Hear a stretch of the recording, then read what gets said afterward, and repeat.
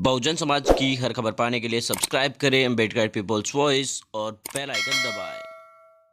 Prakash Rajbhar Bahujan Samaj party के अध्यक्ष बहन मायावती जी को प्रधानमंत्री बनाने की बातें कर रहे थे। लगातार आपको बता दें कि उन्हें पिछले एक महीने के भीतर भीतर कई बार बीएसपी सुप्रीमो मायावती जी को प्रधानमंत्री बनाने की बात की थी और विपक्ष के साथ गठबंधन में जाने की भी वो बात कर रहे थे। यहां तक कह रहे थे कि मैं विपक्ष में होने वाली पटना में जो बैठक हो रही है उसमें भी जाऊंगा। कुछ भी कहो, लेकिन बीजेपी के बाद उत्तर प्रदेश के अंदर मीडिया मैनेजमेंट में ओम प्रकाश राजभर की पार्टी बाकी सभी पार्टियों से काफी ज्यादा आगे निकल कर आती है। भले ही ओम प्रकाश राजभर की पार्टी के पास विधायक कम हो, चाहे उनकी पार्टी छोटी होगी, लेकिन बीजेपी के बाद सबसे ज्यादा मीडिया मैनेजमेंट ओम प्रकाश राजभर की पार्टी का देखने को मिलता है। एक दिन नहीं बल्कि हर दूसरे दिन उनके द्वारा लगातार बयान जारी दिए जाते हैं और हर मीडिया चैनल पर चलते हैं। यहां तक कि मीडिया का कितना भी बड़ा प्रोग्राम क्यों ना हो, उसमें भी ओम प्रकाश राजभर को जरूर जरूर बुलाया जाता है।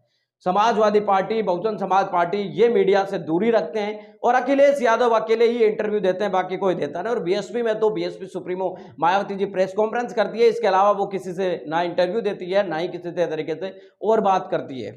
यानी कि कुल मिलाकर जो भी हो, यहां पर ओम प्रकाश राजभर ने अब बीजेपी के साथ गठबंधन कर लिया है, भारतीय जनता पार्टी के साथ चले जा चुके हैं। ओम प्रकाश राजभर के लिए बड़ी खबर ये निकल कर आ रही है कि ओम प्रकाश राजभर के बेटे को और एक दो लोगों को और लोकसभा की टिकट मिल जाएगी और ओम प्रकाश राजभर को खुद मंत्री पद का दर्जा मिल जाएगा। योगी सरकार के अंदर उन्हें मंत्री बनाया जा सकता है, ऐसी चर्चा काफी ज्यादा चल रही है। बात कुल मिलाकर यहां पर यह है कि ओम प्रकाश राजभर आखिर बहुजन समाज पार्टी और विपक्ष के साथ जाते जाते अचानक बीजेपी की तरफ क्यों चले गए।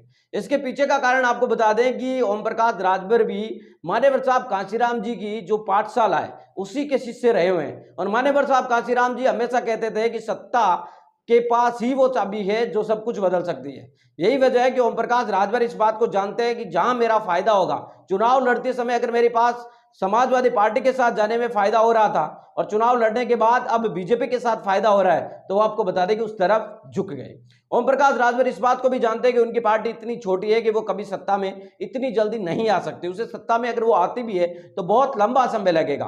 तो ऐसे में आपको बता दें कि ओम प्रकाश राजभर उस तमाम चीजों को ध्यान में रखते हुए उन्होंने बीजेपी के साथ जाने में ही अपने आप की भलाई समझी और पार्टी के लिए भी आपको बता दें कि भलाई समझी, क्योंकि उन्हें इस बात का भी डर सता रहा था कि हाल ही के अंदर महाराष्ट्र में उद्धव ठाकरे और एनसीपी के जिस तरीके से विधायक तोड़े गए थे, तो ऐसा ना हो कि उनके विधायक भी तोड़कर बीजेपी वाले ले जाए। तो इन तमाम चीजों को देखते हुए ओम प्रकाश राजभर ने बीजेपी का दामन थाम लिया है और अब बीजेपी के साथ मिलकर लोकसभा चुनाव 2024 का लड़ेंगे। मिलेंगे इस वीडियो अपडेटों के साथ। अब आप चले थे विदा, लाइक कीजिए, कमेंट कीजिए और शेयर करना बिल्कुल